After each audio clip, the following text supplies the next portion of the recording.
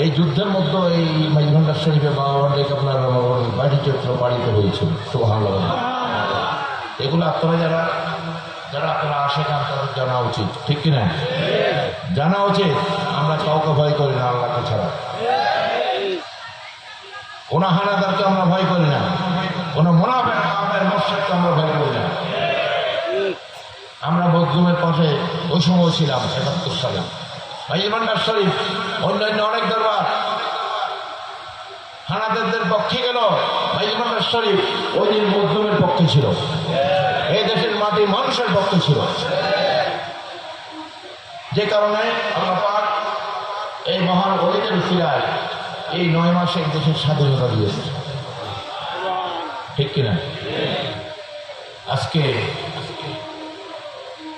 আমরা হযরত